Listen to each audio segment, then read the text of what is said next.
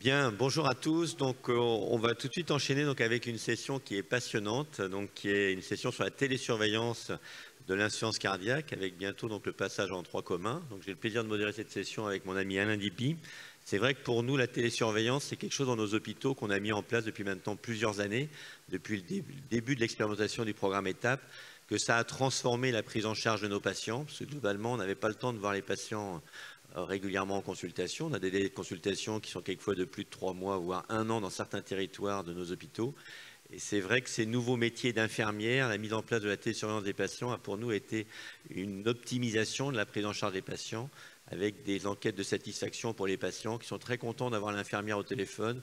On leur surveille le poids avec des balances connectées et c'est vraiment des enjeux majeurs. Donc ce programme, cette expérimentation doit passer dans le droit commun en 2023, je crois au plus tard au 1er juillet 2023. Et ça nous permet important de faire des retours d'expérience. Et donc on a choisi comme premier orateur le professeur Roubi, qui est donc un membre actif du groupe d'assurance cardiaque et des soins intensifs, cardiologue interventionnel à Montpellier, et qui va nous parler un petit peu de son retour d'expérience du programme ETAP, le parcours de soins de l'assurance cardiaque qu'il a mis en place, puisque c'est des choses que nous recommande maintenant l'assurance maladie, avec son retour d'expérience du CHU de Montpellier. Bonjour François, à toi. Merci monsieur le modérateur, merci chers amis. Merci au Congrès pour son invitation. Et ça fait plaisir de voir autant de monde en présentiel avec un sujet qui est très d'actualité. J'ai l'impression que effectivement, la télésurveillance, c'est très riche de promesses et que vous posez beaucoup de questions. Alors je vais pas répondre à toutes les questions, mais quand même vous présenter quelques points sur nos expériences locales, ce qui me permet de remercier dans mes conflits d'intérêts un certain nombre d'industriels qui travaillent dans la télésurveillance, en particulier Air Liquide. Bon alors, des petites généralités, ça, je ne vais pas vous faire l'affront de vous rappeler. L'insuffisance cardiaque, c'est fréquent, ça coûte cher, le poids est quand même drivé par les réhospitalisations, ce qui explique les initiatives prises par l'assurance maladie déjà depuis plusieurs années pour essayer de réduire les réhospitalisations. Vous savez qu'il y a une grande campagne qui a été lancée en septembre par l'assurance maladie autour de ça, pas sur les hospitalisations précisément, sur l'insuffisance cardiaque au sens large, et que ça fait partie des priorités de santé. On en est très heureux. Alors, pourquoi on en est très heureux et pourquoi le patient va en tirer profit? Parce que le système de soins vu par le patient, c'est un peu ça. C'est-à-dire que vous savez un peu par où vous rentrez, vous avez une petite idée par où vous allez sortir, mais comment, ça va être compliqué. Et c'est au quotidien un peu ça. C'est-à-dire comment accéder aux différents personnels de santé, comment recourir au paramédical, etc. Et donc il y a un grand nombre de systèmes qui sont en place. Système qui est souvent vu en concurrence, qui est probablement complémentaire plutôt de la télésurveillance, qui est le système Prado. Alors le système Prado, l'assurance maladie, met le paquet pour essayer d'activer encore le système, juste pour vous dire qu'on aura normalement les résultats en début d'année prochaine de l'étude randomisée dans le Grand Sud. On a randomisé les patients qui qui bénéficient du Prado, à ceux qui seraient d'accord mais qui n'en bénéficient pas. Et donc j'espère pouvoir vous apporter une réponse plus forte sur le niveau de science de ce système, puisque c'est une des critiques bien sûr qu'on lui formule. Alors, en contraire, dans la télésurveillance, il y a eu beaucoup d'essais thérapeutiques qui sont de niveaux différents et de résultats différents, et ce qui ont conduit à développer des solutions. Alors, la solution à l'époque dans le système randomisé, c'était un système d'alerte fondé sur des signes cliniques, je vais vous montrer que c'est pertinent, et puis une balance connectée. Et parmi les tout premiers patients qu'on a mis dans le système après, alors ça c'est des patients historiques, je vais vous montrer quelques exemples de patients beaucoup plus, avec plus de détails sur la mécanistique de l'alerte, parce que c'est un peu ça qui vous intéresse. Juste quand on est sorti de l'étude randomisée, les premiers patients qu'on a mis, c'était beaucoup des patients très graves. Vous allez voir que c'est encore le cas un peu dans notre centre, des patients en attente de transplantation.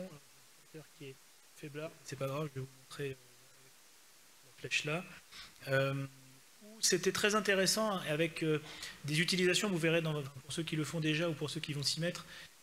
Dans votre pratique clinique, ça vous donne une finesse d'interprétation extrême. Pour ce patient, des patients très sévères sur liste de transplantation, ça vous donne une idée très fidèle, je trouve, de l'observance et l'adhésion du patient au projet. C'est une retombée indirecte. Pour vous montrer un premier exemple qui me semble vraiment intéressant. Alors bien sûr, ce sont des patients très sévères qui nécessitent d'affiner le traitement. C'est peut-être la partie un peu émergée de l'iceberg. Ça ne sera pas l'ensemble de votre patientèle. Deuxième exemple, alors là j'aime bien vous donner la parole en général parce que c'est pareil, c'est un des tout premiers patients qu'on a mis dans le système.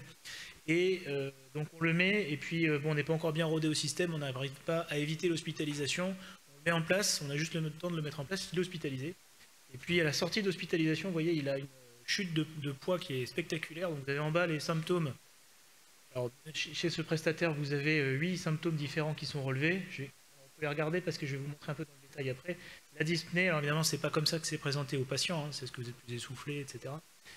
L'orthopnée, là, tous les œdèmes, la fatigue, la fièvre, les palpitations et la faiblesse générale. Alors, il sort d'hospitalisation, il va bien manifestement puisqu'il coche rien, il ne cochait rien avant non plus. Et vous voyez en revanche le poids qui tombe très très vite. Alors, est-ce que vous avez une petite idée de ce que ça pourrait être? Pourquoi il chute? Il perd quand même 10 kg en une semaine, il part de 70 kg, donc considérez qu'il perd très vite. Alors, plein de possibilités. Alors souvent quand je présente ça à nos collègues généralistes, ils me disent bah, c'est facile, tu l'as hospitalisé à Noël, donc il a chopé la gastro à l'hôpital, forcément, parce qu'on ne se lave pas les mains, et donc il a perdu 10 kilos. Bonne idée, je trouve que c'était pas bête. Alors comme vous êtes gentil, vous me le dites pas, mais souvent mes collègues libéraux me disent bah, si vous êtes trop nul à l'hôpital, il est sorti avec 2 ordonnances et il s'est planté dans les diurétiques et donc il prend 2 doses. Et alors ce serait une hypothèse, effectivement. C'est pas ça non plus. C'est tout simplement qu'il est hyper répondeur à un des traitements de l'époque qu'on n'avait pas mis et qu'évidemment, comme toujours, problème de prise en charge. Le patient reste une semaine hospitalisé et on lui met l'Entresto le jour de la sortie, c'est très malin. Donc forcément, on n'a pas pu se rendre compte qu'il était hyper répondeur. Deuxième impact que je trouve intéressant de ce genre de système qui va énormément sécuriser votre prise en charge de patients lourds, c'est la finesse de réactivité. Parce que là, il va beaucoup mieux sous traitement, sauf qu'on va droit devant des complications, il faut baisser bien sûr les diurétiques. Alors à Montpellier, quelle est notre expérience? Bon, d'abord, ça marche très bien, c'est très facilement accepté par les patients. Et donc, vous voyez qu'on a des taux d'inclusion qui sont relativement forts et assez réguliers, avec plus de 600 patients depuis le début et une file active de entre 300 et 400 patients selon les semaines. Bon, ce sont surtout des hommes, pas vraiment de grandes surprises. Ce sont des gens pour lesquels on part, pas pour 6 mois, je trouve que c'est souvent dommage de partir que pour 6 mois. Souvent les patients, une fois qu'ils... Alors il y en a qui veulent arrêter assez tôt, soit qui vont très bien, soit qui trouvent que c'est trop intrusif, ça peut arriver. C'est pas la loi commune, hein. La loi commune c'est plutôt que les gens s'y font bien, ils y sont attachés. Et d'ailleurs c'était déjà ce qu'on avait vécu dans l'étude randomisée où les patients étaient très déçus de la fin de l'étude, parce qu'on leur reprenait leur système. Et c'est un peu ça aussi dans la vraie vie, on a l'impression quand même que les gens sont contents de poursuivre. Alors je vous le disais tout à l'heure, on a des patients très sévères, hein, quelques-uns, alors ce sont principalement, vous voyez, on a quand même une bonne part en NYHA 3 et 4. Ce sont des gens qui sont à mi-chemin entre l'hospitalisation, l'ambulatoire, la consultation, et donc c'est vrai que c'est des systèmes qui nous aident beaucoup. On parle de plus en plus d'ambulatoire, ça nous aide quand même à gérer des patients qui, il y a encore quelques années, on aurait hospitalisé. Ça, c'est quand même intéressant. Bien sûr, le gros des troubles, c'est quand même NYHA 2, des patients qui sont symptomatiques, mais pour lesquels vous avez de la marge thérapeutique, et puis quelques-uns qui ne sont plus symptomatiques. Il serait question de savoir s'il faut les sortir ou non. C'est pas parce que vous n'êtes pas symptomatique que vous n'êtes pas sévère, hein. Vous pouvez être très très bien équilibré. Évidemment, ne serait-ce que la petite piqûre de rappel d'éducation thérapeutique est souvent très utile. Et puis, avant d'être décompensé, vous êtes souvent compensé. Je crois que c'est intéressant juste d'avoir une image dans vos propres centres du type de population que vous télésurveillez. Alors, le problème c'est ça, c'est que vous êtes un peu scisif et que le matin quand vous arrivez, il y a un grand nombre d'alertes et par quoi vous allez commencer? Vous avez votre journée normale, donc ça dépend un peu de votre organisation. Alors, pour le système avec lequel on travaille, ça a quand même depuis le début de l'activité généré près de 9000 alertes. Comment vous faites pour gérer 9000 alertes? Il faut être relativement nombreux, qui sont drivés principalement par des alertes de poids, mais aussi par des symptômes. Les symptômes, ça nécessite une petite finesse clinique quand même pour les interpréter. Alors heureusement, sur ces 9000, les 3/4 vont être gérés par le système lui-même, c'est-à-dire qu'une infirmière paramédicale va rappeler le patient et va trouver une solution. C'est-à-dire qu'il peut y avoir une alerte de poids parce que le patient reconnaît lui-même qu'il a oublié son traitement pendant le week-end. Bon, bien sûr, il va falloir prévoir une séance d'éducation thérapeutique quand même sur le renforcement du traitement, et puis il va falloir des choses assez simples, le convaincre de reprendre son traitement. On vérifiera C'est ça qui est intéressant, c'est que le système s'auto-saisit, il y a une alerte, on va vous proposer une réponse, on va pouvoir contrôler la réponse à ce qui a été fait. Et puis si ça ne marche pas, bien sûr, vous allez avoir une alerte qui va être rapportée au centre qui suit le patient. Bon, puis parfois, c'est des choses toutes bêtes. Hein. Vous avez pris 25 kg, comment ça se fait? Et la réponse classique, c'est ma belle-mère qui est venue ce week-end, elle s'est pesée. Votre belle-mère, elle ne doit pas se peser, c'est votre balance à vous. Évidemment, c'est pas la peine que l'IPA ou que le cardiologue du centre soit informé de ce genre de choses, même si la belle-mère est peut-être très sympathique. Alors, quels sont les... Je vous ai dit, c'est surtout le poids, et c'est aussi les symptômes. Le symptôme, c'est pas toujours facile à interpréter. Alors, il y a un symptôme qui est rarement rapporté, c'est la fièvre. Mais en revanche, bien sûr, et c'est normal, vos patients sont insuffisants cardiaques, donc ils sont fatigués, ils se sentent faibles. Plus embêtant quand ils sont dyspnéiques, orthopnéiques, quand ils ont des palpitations, hein, ça peut être notre président de société qui est là, alors on peut quand même avoir des décompensations liées à la fibrillation auriculaire. Le patient le rapporte, c'est important à prendre en compte, bien sûr, il va falloir réagir, et là en général, on ne peut pas pouvoir faire autrement, sauf si vous avez un ECG connecté, d'avoir un point avec le cardiologue traitant. On a regardé, avec l'aide d'Air Liquide, la répartition des symptômes avant et après Covid, parce que clairement on n'a pas mis les mêmes patients, je ne sais pas si vous êtes dans ma situation, mais l'assurance maladie nous a été très aidante et nous a dit la télésurveillance c'est mieux que rien, vous ne pouvez plus voir vos patients, les patients ne peuvent plus venir à l'hôpital, vos patients sont très graves, ils se sentent abandonnés, donc allez-y largement sur la télésurveillance. Et par ailleurs, les patients eux-mêmes ont été beaucoup plus à l'écoute de certains symptômes, donc je trouve que c'est vraiment intéressant, je ne sais pas si vous avez le même ressenti, mais on n'a pas tout à fait la même carte, avec curieusement moins de dyspnée. Alors est-ce que c'est parce qu'on a mis des patients qui étaient peut-être un peu moins graves? En revanche, peut-être, vous voyez, un petit peu plus de fatigue. Et puis, moi je m'attendais un peu à ce qu'on nous rapporte davantage la toux quand même. Toux et dyspnée, c'est exactement l'inverse. Donc je pense que c'est plus... non pas les symptômes, mais c'est plutôt la patientèle qui a changé. Ce n'est pas exactement les mêmes patients à qui on l'a proposé avant et après. Probablement des patients alors soit moins graves, soit plus symptomatiques, à même niveau d'insuffisance cardiaque. Donc, je ne sais pas, c'est une hypothèse qu'il faudra creuser. Alors bien sûr, en termes de répartition, le principe de la télésurveillance, c'est que vous pouvez être loin du patient dès lors qu'il y a quand même un relais local. C'est-à-dire qu'il faut quand même intégrer, et c'est vraiment important, le médecin traitant, le paraméd qui s'occupe du patient et le cardiologue traitant dans le système, ce qui vous permet, alors je ne sais pas si vous voyez la carte, moi je suis de Montpellier, donc vous avez l'ensemble du département qui est couvert, c'est-à-dire que c'est même au-delà, hein, parce qu'on a des patients qui sont un peu parfois très très loin, dès lors qu'ils sont à cheval entre Montpellier et d'autres régions de la France, ce qui nous arrive assez fréquemment maintenant. Alors quelques cas pour rentrer dans la mécanistique, 2 cas concrets. Le premier cas, c'est, vous voyez, un patient jeune, 62 ans, qui est inclus depuis un moment, qui a également un cardiomems. Cardiomems, c'est autre système de télésurveillance chez des gens NYHA3, une patient assez sévère quand même. Et puis vous voyez son poids. Il y a des symptômes qui sont dyspnée, œdème, fatigue, ce qui n'est pas du tout le cas chez ce patient qu'on connaît bien. Alors c'est évidemment plus facile quand vous avez 10 patients en télésurveillance que vous connaissez par cœur. Quand vous en avez 400, là il se trouve que c'est un patient qui est très connu parce qu'il a ce système de télésurveillance. Alors qu'est-ce qui se passe? Vous voyez, c'est quelqu'un qui est, avec lequel on est d'accord sur un relevé des symptômes de façon épisodique, le poids également. Et puis là, il va moins bien, donc il commence à relever davantage les symptômes. Le poids n'a pas énormément changé, c'est surtout sur la fatigue, ce qui est embêtant chez un patient qui est NYHA3. Donc l'infirmière l'appelle en réponse à ces questions. Le patient vous dit qu'il a plus de mal à respirer, il a clairement des signes d'insuffisance cardiaque.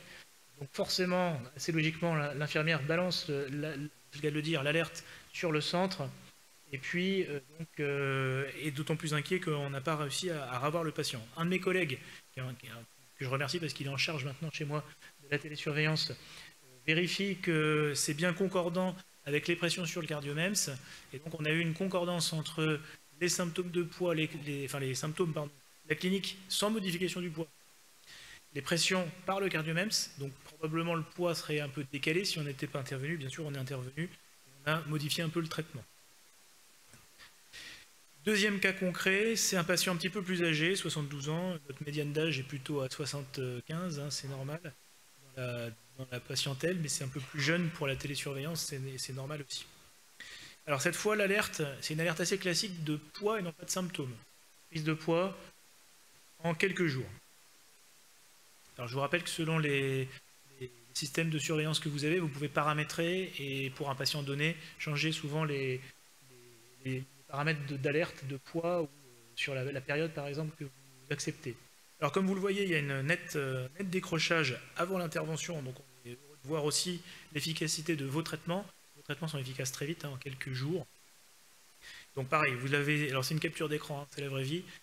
L'analyse de l'infirmière du système qui fait l'analyse, bon, c'est assez simple, hein, c'est un patient qui a fait des écarts de régime, il est très au courant. Les patients, ils attendent le coup de fil le lundi en fait. Voilà, je suis allé au CNCH, j'ai vu les copains, j'ai un peu laissé tomber les traitements et j'ai fait quelques excès, et le lundi, bim, le paramètre qui vous rappelle et qui vous dit, bon quand même là, il va falloir reprendre les choses en main, vous le saviez, hein, vous aviez presque pas besoin, mais vous êtes presque content qu'on vous appelle. Alors effectivement, bon, un autre collègue qui s'occupe, là il faut absolument être à plusieurs, parce qu'il faut assurer une certaine permanence, c'est pour ça que cet exemple me semble parlant aussi. Bon, le collègue confirme que c'est bien un écart de régime, il propose une majoration des traitements, il faut le tracer, savoir comment on va faire après pour atterrir, et vous avez vu sur la courbe d'avant, ça a été quand même efficace, hein, vous allez simplement tripler les diurétiques quelques jours, puis après vous allez atterrir et vérifier l'efficacité de vos traitements. Et deuxième message, donc là je vous ai montré un troisième praticien, c'est important d'être à plusieurs parce que même si ce n'est pas de la télésurveillance en temps réel, il est clair qu'on ne vous répondra pas la nuit en cas d'alerte, mais il faut quand même pouvoir les relever quotidiennement à un jour ouvrable. Et donc quand vous êtes tout seul, d'expérience, je peux vous dire que c'est rapidement plus tenable, qu'il faut être organisé ou se regrouper entre collègues pour ce genre de système. Dernier cas clinique, c'est un patient nettement plus âgé, qui présente les mêmes systèmes de surveillance et chez lequel on va mettre en place un accompagnement thérapeutique à distance également. Alors vous avez un poids qui fluctue pas mal quand même, hein, vous voyez, des symptômes qui sont plus difficiles à interpréter chez un patient très âgé. Et puis, bon, voilà, l'éducation thérapeutique avec des cibles. Chez ce patient très âgé, l'enjeu c'est quand même le maintien à domicile, et donc le paquet est mis sur l'activité physique, sur comment réagir aux alertes. Et évidemment, par exemple, il a 86 ans, hein, je le comprends, monsieur. Hein.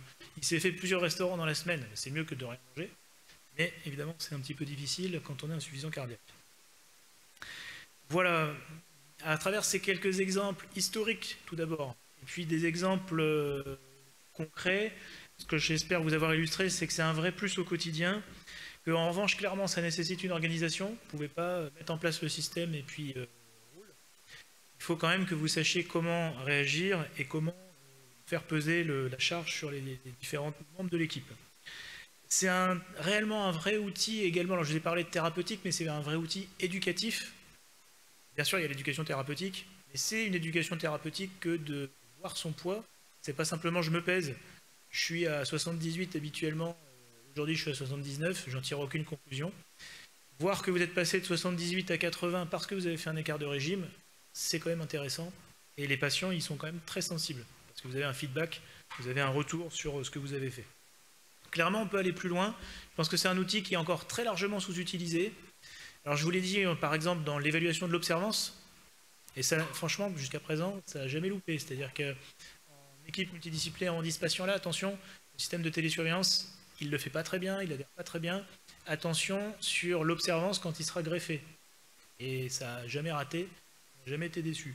Dans l'autre sens aussi, hein, c'est-à-dire que le patient qui rentre rapidement, qui est très observant, qui répond aux alertes, qui répond au téléphone, ce patient-là, il prendra bien son traitement immunosuppresseur, c'est quand même important. Mais c'est une interprétation personnelle. C'est juste pour vous dire qu'il y a certainement des choses qu'on peut creuser. Pareil, dans les adaptations de traitement, c'est quand même magnifique de pouvoir voir l'impact de vos médicaments. Vous avez décidé de faire une ablation de l'AFA, de resynchroniser le patient, de changer les traitements. Vous voyez l'efficacité sur les symptômes en quelques jours. Vous voyez l'efficacité sur le poids, c'est quand même très intéressant. Et on peut aller plus loin. Alors c'est un papier, pour la petite histoire, qu'on a publié à l'issue de la canicule de 2019, où on avait regardé, c'est juste pour vous dire que c'est intéressant, on avait regardé la corrélation entre les variations de poids et la température. Je remercie là aussi Air Liquide qui nous a aidé là-dessus. Quand même sur 56 000 points patients température-poids, des paires comme ça, vous avez une corrélation inverse qui est assez jolie quand même, quand la température augmente, vous avez deux pics. 2019, c'est peut-être un peu loin déjà pour votre esprit, mais l'idée venait que j'avais fait passer des examens de cardio à 48 degrés à Montpellier, c'était le record. C'était un peu difficile, hein. J'avais validé les étudiants. Et inversement, vous perdez le poids avec un délai de 2 jours. Donc on parle quand même beaucoup de réchauffement climatique. Je pense que ça fait partie des outils qui sont pour l'instant sous-utilisés. Et puisque l'assurance maladie est présente, ça serait intéressant que l'HAS, l'assurance maladie, s'empare de ce genre d'outil qui pourra nous aider à l'heure des big data sur la gestion des patients très fragiles. Je vous remercie.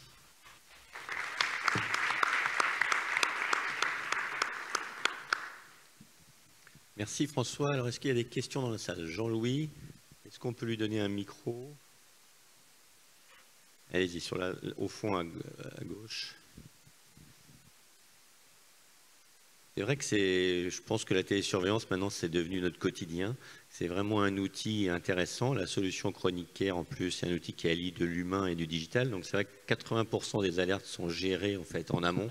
Et que la charge de travail, finalement, pour le centre qui a décidé de mettre en place la télésurveillance reste finalement minime. C'est moins de 20%, je pense. Et qu'on arrive à le mettre en place, même dans des effectifs qui sont peu nombreux. Et puis, je crois que ces nouveaux métiers d'infirmière spécialisée en sciences cardiaques ou infirmière de pratique avancée, ça sera vraiment pour nous une plus-value. On commence à le voir. Il n'y en a pas assez, je trouve, encore au niveau régional. Mais elles vont pouvoir, effectivement, on va pouvoir déléguer des tâches et du coup soulager un peu les cardiologues. Jean-Louis. Oui, merci de votre intervention. À Versailles, on a la même solution technique. On partage tout ce que vous avez dit sur l'intérêt, sur le lien entre les infirmiers de la plateforme, les infirmiers de chez nous, les médecins. Il y a un élément de la chaîne de soins qui n'est pas représenté, c'est le médecin traitant. Et je trouve qu'en pratique, c'est très difficile de l'informer de ce qu'on a fait, l'augmentation de l'asilique sur quelques jours, de la baisse, etc. L'envisage de réhospitaliser le patient ou pas, qu'on arrive à le tenir. Le médecin qui t'entend va au domicile ou voit le patient, parce que le patient l'appelle, il est jamais au courant de rien, il n'a pas les données de télésurveillance, et donc parfois il râle, les médecins traitants. Alors ça me permet de relier sur les deux interventions. Effectivement, je vous ai parlé des collègues cardiologues, l'équipe était renforcée par une IPA, et là ça met quand même beaucoup de facilité. Ce qu'on s'efforce de faire, c'est de faire d'abord des rapports réguliers du système aux médecins traitants, pour qu'ils soient au courant déjà qu'il y a une télésurveillance et du genre de choses qu'on regarde. Et dans tous nos courriers, on met et vous pourrez être impliqué dans la gestion, etc. Pour qu'il ait une petite idée que Mme Michu bénéficie de ça et que peut-être on pourra lui demander son aide. Et pareil, notre IPA fait un rapport envoyé au médecin traitant pour essayer de le tenir informé. Mais c'est vrai, je suis d'accord, c'est vraiment l'élément qui est central dans la prise en charge du patient et qu'il est difficile d'insérer, ne serait-ce que parce que lui-même n'ose pas trop changer les traitements souvent. Et le système doit nous aider justement à donner des indications assez simples sur ce qu'on a fait. Là, on a triplé le diurétique. On espère pouvoir le baisser au bout de 3 jours. Vous allez revoir le patient à domicile et on serait heureux d'avoir votre retour. Tout à fait d'accord. J'avais une question. Saïda.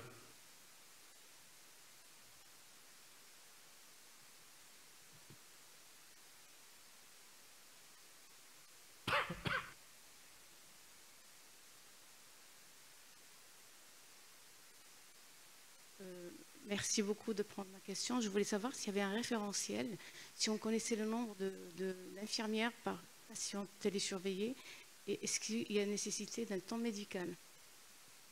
Je crois que c'est le deuxième topo, donc je vais peut-être pas déflorer le sujet, mais oui, bien sûr, il y a des référentiels qui sont proposés sur la mise en place.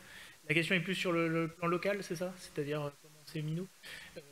Alors, la solution elle-même a sa propre organisation, et ça c'est l'industriel qui pourra répondre. Nous, localement, c'est notre IPA qui centralise les appels, et en revanche, le temps dévolu aux réponses, on l'a évalué, c'est-à-dire que par patient, on fait des règles de 3 toutes bêtes, ne serait-ce que pour pouvoir justifier à votre administration le temps dont vous avez besoin. Donc on fait un prorata du patient, et les différents prestataires sont capables de vous fournir ça, des espèces de grilles qui sont bien faites d'ailleurs, qui sont des statistiques, enfin, qui sont des approches statistiques, hein, parce que bien sûr il y a un patient dans le système, et je pense qu'on a tous vécu, qui va vous prendre 80% de votre temps d'éducation thérapeutique, parce que lui vraiment il ne comprend rien, et puis les autres où ça va aller beaucoup plus simplement. C'est une réponse un peu à la louche pour défendre vos besoins.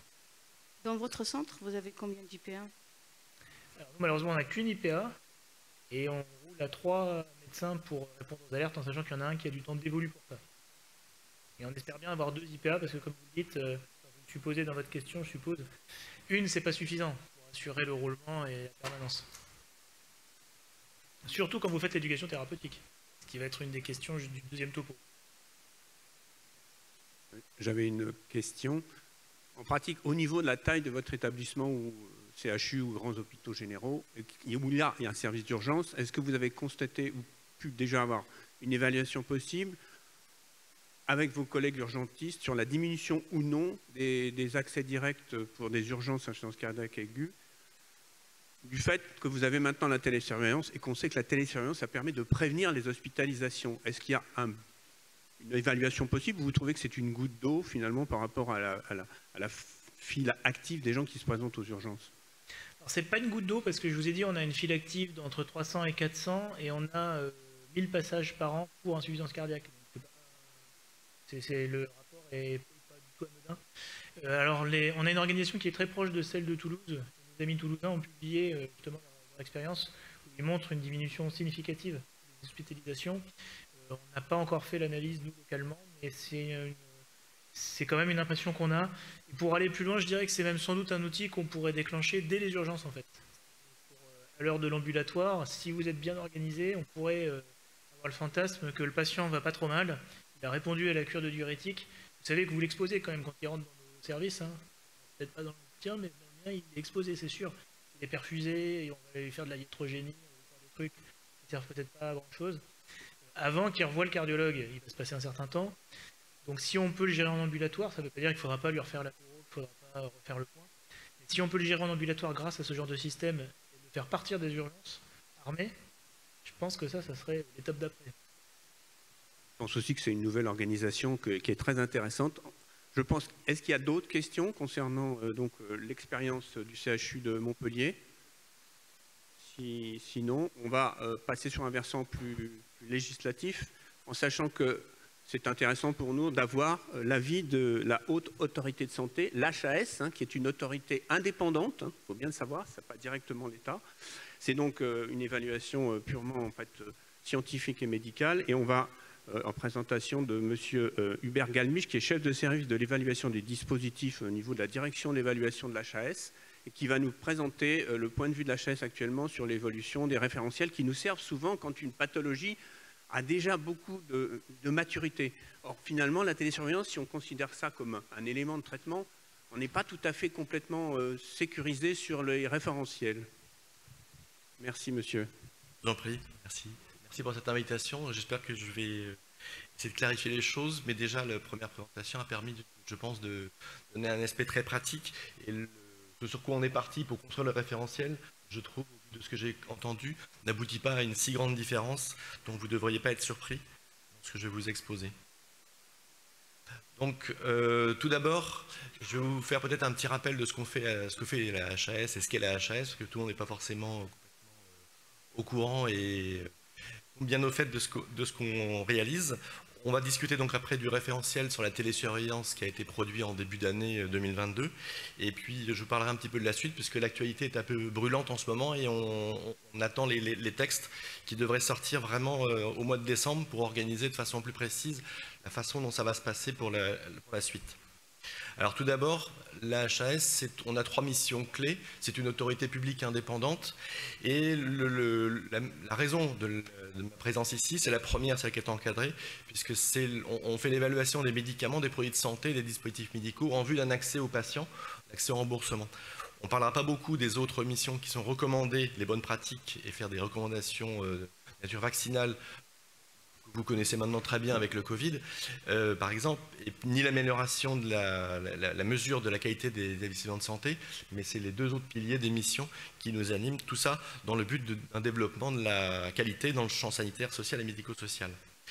Alors la prise en charge de la télésurveillance, elle est pas récente et elle date depuis 2014 à la mise en place de ces expérimentations que vous connaissez tous, qui s'appelle ETAP, et qui a voulu lancer de façon très pratique la télésurveillance sur 5 aires thérapeutiques, dont l'insuffisance cardiaque. Et on se pose la question, aujourd'hui se pose la question, et c'est la raison de notre échange aujourd'hui, sur le passage dans le droit commun de cette télésurveillance, qui aujourd'hui devrait passer d'une expérimentation à quelque chose de plus organisé. Et donc c'est pour ça que l'année dernière est paru dans la loi de financement pour 2022 de l'assurance maladie, cet article 36 qui met un peu les fondements et met l'organisation de cette télémédecine, cette télésurveillance. Et donc le corollaire pour nous, c'est que ça crée un guichet à la HAS pour l'inscription au remboursement de ces dispositifs qui devront tous être évalués. Alors pour anticiper les choses, on a quand même donc travaillé à la production de ce référentiel qui est destiné à éviter qu'il y ait une césure entre ce que vous connaissez aujourd'hui avec ETAP et le domaine de droit commun. Mais il n'empêche que les entreprises qui commercialiseront des produits qui ne sont pas conformes complètement au référentiel dont on parle aujourd'hui devront quand même faire une demande d'inscription pour pouvoir être inscrits. Donc ceux qui ne sont pas dans ETAP devront passer par cette forme de guichet. Le but de ça, c'est que la HAS puisse donner un avis au ministre sur quelle est l'amélioration de la prestation médicale apportée par cette télésurveillance par rapport au fait qu'il n'y ait pas de télésurveillance. Donc là, on n'est pas du tout dans le cadre d'étape, hein, je vous rassure. On ne va pas réévaluer tout ce qui a été déjà fait. Donc le produit sera inscrit sur la liste des activités autorisées pour la télésurveillance et sera donc remboursé. La prise en charge sera quand même subordonnée à ce que l'entreprise dépose une conformité au référentiel d'interopérabilité et de sécurité. Ça, c'est quelque chose de purement informatique. Le remboursement sera quand même conditionné au fait que le patient utilise effectivement le produit et puis à l'obtention de résultats individualisés nationaux d'utilisation de cette télésurveillance en vie réelle. On va parler maintenant de façon plus pratique du référentiel sur l'insuffisance cardiaque qu'on a produit. Alors, quand on a été saisi de ce travail, on s'est vraiment demandé comment est-ce qu'on allait produire ça, puisqu'on s'est trouvé avec assez peu de données, même si l'expérimentation sur plus de 4 ans avait été finalement très très fructueuse. Tous les échanges qu'on a pu avec les professionnels, les entreprises qui commercialisent les dispositifs ont été unanimes. On a quand même manqué de données permettant de transposer cette belle expérimentation dans le droit commun. Donc on a beaucoup échangé avec les parties prenantes, toutes les difficultés qui ont pu être identifiées ont, je pense, été levées. On a tiré parti aussi l'expérience de la crise Covid qui avait conduit à un énorme déploiement de la télésurveillance et pas qu'en insuffisance cardiaque, car vous imaginez aussi beaucoup dans tout ce qui est respiratoire avec le Covid. On a dû prendre en compte le cadre qui était donné par la loi de financement de l'assurance maladie et donc c'est sur cette base-là qu'on a produit ces référentiels qui sont tous élaborés selon le plan qui figure sur la droite de la diapositive. Alors vous pardonnerez, cette diapositive est un peu chargée, mais c'est pour faire un petit peu, pour que vous voyez un aperçu rapide de ce qui existait avant dans ETAP et de ce qui a été recommandé par la HAS. La principale différence là, pour l'éligibilité, donc l'indication du patient, c'est surtout qu'on a voulu faire quelque chose de beaucoup plus ouvert pour les professionnels, leur facilitant la prescription et ne pas avoir quelque chose qui soit trop encadré. Et donc c'est pour ça qu'on a levé aussi, au vu des retours des professionnels, la possibilité d'anticiper et de ne pas attendre que le patient soit dégradé pour pouvoir qu'il soit mis sous télésurveillance.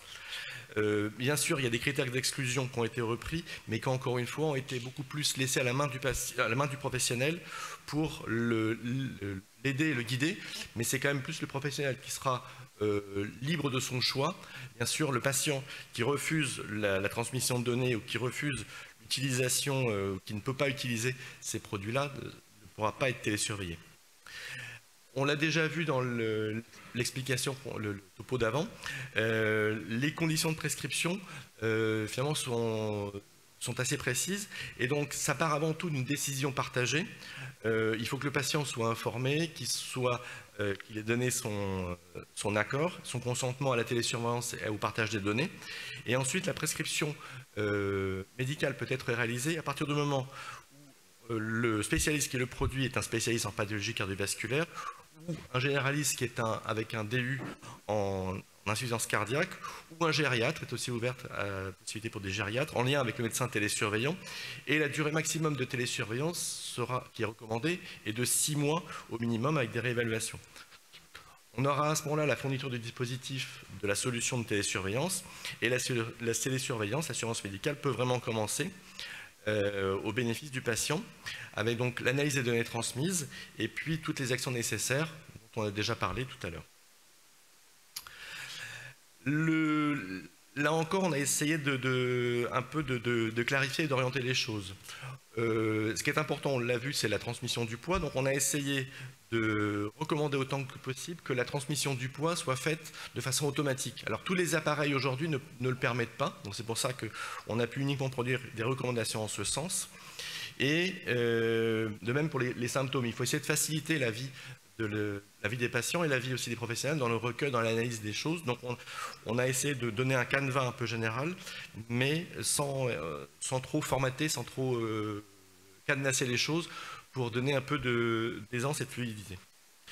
Bien sûr, on a essayé de définir au maximum quels étaient les paramètres des solutions de l'algorithme, donc avec les fonctions d'alerte qui étaient obligatoires, donc en particulier tout ce qui concerne les suspicions de décompensation, tout ce qui est alerte en cas de non-transmission qui est absolument capital pour que le professionnel puisse suivre de façon efficace son patient, et tout ce qui concerne aussi les questionnaires de qualité de vie pour le patient, et puis toutes les données nécessaires au suivi de l'utilisation effective par le patient. Alors cette partie-là vous concerne peut-être un peu moins, mais j'ai souhaité quand même insister un petit peu pour que vous ayez en connaissance, parce que les critères de responsabilité du fournisseur qui sont recommandés aujourd'hui sont beaucoup plus stringents que ceux qui étaient dans l'étape. Et l'assistance aux utilisateurs ainsi que la maintenance pour le patient, il a été demandé à ce que ce soit demandé ou recommandé par la HAS, parce que la décision n'est pas encore prise, on verra ce que sortiront les services du ministère de ces recommandations, à ce que le délai maximum de prise en compte des dysfonctionnements soit traité en 48 heures pour que le patient ait le moins de trous possible dans sa surveillance. Alors on l'a déjà vu aussi, c'est déjà été dit par le précédent orateur, l'insuffisance cardiaque, c'est une affaire de collaboration entre plusieurs professionnels autour du patient. Il y a bien sûr le médecin télésurveillant, il y a d'autres professionnels et surtout les infirmiers qui sont de plus en plus présents. C'est dans ce sens qu'a été orientée la chose dans le référentiel HAS. Et donc, les professionnels doivent être donc vraiment formés aux dispositifs médico-numériques et les accessoires de collecte. Et attention, quand on parle d'un professionnel de santé aujourd'hui, dans ces référentiels, quand la HAS parle d'un professionnel de santé, c'est un professionnel de santé au service du patient. Ce n'est pas les professionnels de santé qui peuvent être employés par les entreprises qui commercialisent les solutions de télésurveillance. On a ouvert, comme ça a été dit, à ce que ce soit aussi des infirmiers qui puissent être impliqués dans le système. Bien sûr, il fallait qu'à ce moment-là, ils aient validé un DIU d'insuffisance cardiaque ou bénéficier d'un développement personnel continu portant sur la résistance cardiaque de façon suffisamment longue, donc une expérience de 12 mois en cardiologie. Et puis, au moins un des membres de l'équipe de cardiologie, de télésurveillance, pardon, et idéalement, c'est l'ensemble de l'équipe, doit être formé à l'éducation thérapeutique. On l'a vu, c'est absolument capital. C'est pour ça que ça a été recommandé en ce sens. Alors, c'est l'opérateur. Quand je dis l'opérateur, c'est l'équipe de télésurveillance, c'est l'équipe médicale. Hein. C'est le télésurveillant qui définit l'organisation médicale qui est à mettre en place. Et il y a un niveau de prise en charge qui est dit classique, avec une collecte et une lecture des données, des alertes télétransmises au minimum bi-hebdomadaire. Attention, si le patient se décompense, pour les patients complexes, effectivement, la télésurveillance médicale doit être intensifiée pour passer à un niveau supérieur qui peut générer une majoration du nombre d'intervenants et plus de temps de prise en charge. C'est un peu la bonne illustration qu'on a eue par les cas qui ont été présentés juste avant. Le patient doit être également, attention, très bien informé. Alors, la formation sur la solution est assurée par le distributeur de la solution de télésurveillance, mais elle est également aussi assurée par l'opérateur, par l'équipe de télésurveillance, pour tout ce qui concerne donc la gestion de sa pathologie, et en particulier toutes les conduites à tenir en cas d'urgence. Donc on a bien rappelé aussi dans le référentiel que la télésurveillance ne constitue pas un moyen, quelque chose pour une gestion de l'urgence, et qu'à ce moment-là, toute urgence doit être traitée avec les services en rapport et il faut contacter les numéros d'appel d'urgence en cas de besoin. L'accompagnement thérapeutique, lui, peut se faire en présentiel ou à distance. On l'a vu, il fait partie il est très complémentaire avec la télésurveillance. Les deux vont vraiment ensemble et c'est important. Il y a une vraie complémentarité. Ça peut être réalisé par un ou plusieurs professionnels de santé et c'est l'équipe de télésurveillance, mais on n'imagine pas que ça puisse être fait autrement qu'en équipe. Il faut que le patient, c'est ce qui a été vraiment mis dans le référentiel, il puisse lui être défini des objectifs de progression simples, atteignables, individualisés, pertinents. Alors ça paraît comme ça un peu évident, mais ce n'est pas forcément toujours aussi facile à mettre en place, parce que l'objectif, c'est d'obtenir son adhésion et que le patient comprenne bien le traitement et qu'il aussi participe de façon correcte à la collecte des données pour que la télésurveillance soit la plus efficace possible. Et puis il y a des entretiens au minimum mensuels qui sont recommandés dans les premiers mois, puis la fréquence était adaptée en fonction de l'évolution du patient et de sa pathologie. Attention bien sûr, en cas de refus de tout cet accompagnement, un projet de télésurveillance est absolument impossible à mettre en place. Alors la suite, pour être très rapide, on attend tous, et ça devrait normalement sortir là, au mois de décembre, ce décret qui est la suite de la mise en place pratique de la loi de l'année dernière sur la télésurveillance. Et c'est ce décret qui mettra vraiment de façon très concrète la mise en place de ce guichet numérique qui permettra donc à ce que toutes les solutions de télésurveillance soient inscrites dans le droit commun, mais qu'également toute solution qui ne permettrait pas puisse, par l'intermédiaire de son fabricant, obtenir ce remboursement. Et donc on se tient prêt aujourd'hui, que ce soit pour l'insuffisance cardiaque ou les 5 autres aires thérapeutiques ou toute autre solutions de télésurveillance, à instruire ces demandes qui nous seraient adressées pour que la télésurveillance puisse continuer et pas seulement en insuffisance cardiaque. Je vous remercie pour votre attention.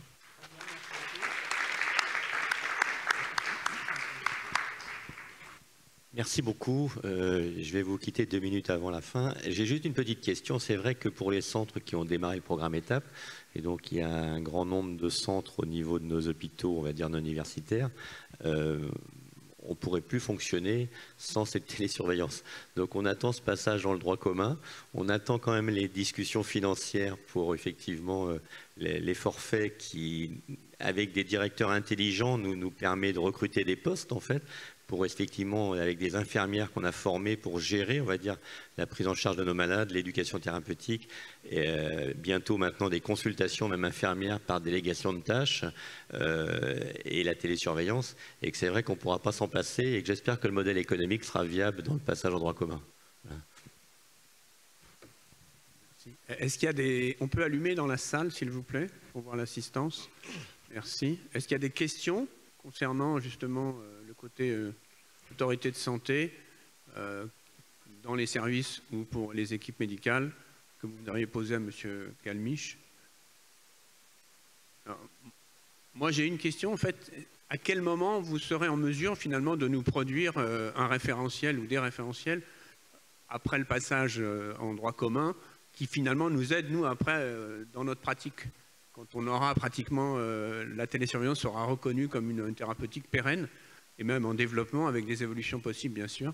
Mais les derniers référentiels, quand est-ce que vous pourrez produire, l'HAS, un référentiel particulier pour cette médecine-là?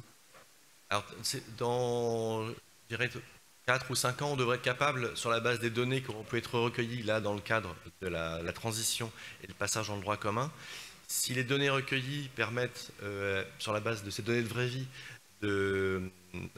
d'améliorer la connaissance, avoir une finesse supplémentaire dans la façon dont ça s'est passé effectivement sur le terrain, sur quel a été le bénéfice pour tel patient ou pas bénéfice pour tel patient, on sera en mesure effectivement, sur la base de ces indicateurs, d'orienter et de mieux guider le professionnel dans son choix de télésurveillance. Ça, c'est indéniable, et on permettra sûrement aussi, sur la base, on peut espérer que les solutions techniques vont s'améliorer encore, et que ça permettra d'encore améliorer l'indication, le positionnement de la télésurveillance chez les patients. Merci beaucoup. On manque encore de données là pour l'instant. En tout cas, nous, on y croit, parce que plus ça va, plus je vois des centres qui font de la télésurveillance, et que maintenant, ça devient quelque chose de beaucoup moins expérimental, j'allais dire. Donc cette évaluation qui dure depuis 5 ans, elle est, à mon avis, très positive. Après, on verra bien sur les évaluations. Et cette évaluation, vous nous la donnerez probablement pour qu'on puisse effectivement continuer à être sur des bases très solides. Et je voulais juste remercier aussi Air Liquide parce qu'en fait, c'est quand même les pionniers pour nous, dans la mesure où les premières études qu'on a faites, c'est grâce au professeur Jourdain, avec l'étude qui avait été faite, qui n'a pas été publiée, mais qui s'appelle PIMS, mais également le modèle du professeur Galignet avec l'étude d'AUSICAT qui a été publiée, qui donc donnait quand même des résultats positifs, sans que ce soit des objectifs de moins de 20% d'hospitalisation, mais en termes d'évaluation et d'amélioration de la vie au quotidien, c'est clair que pour les patients, c'est intéressant. Et on le vit, nous, tous les jours. Hein. On voit très bien que ça a un vrai intérêt pour les patients. Donc je pense que Air Liquide a été un précurseur dans ça et ils ont un modèle d'utilisation humaine et j'allais dire informatique avec tout leur support qui fonctionne bien. Voilà. Je sais qu'il y a beaucoup d'autres techniques et d'autres dispositifs industriels qui sont assez efficaces et qui marchent également. Mais enfin, c'est une utilisation de l'informatique qui est réellement maintenant au service des médecins et des patients. Donc je pense que c'est quand même un très bel outil et la présentation du professeur Oumy était vraiment tout à fait dans ce sens-là. C'est exactement un peu notre sentiment. Merci à tous. Et je voulais juste annoncer le prochain, donc le symposium ANGEM à 11 h, ici, qui sera dans cet amphithéâtre-là et qui traitera de l'optimisation de la prise en charge des lipides en post-infarctus. Merci à tous.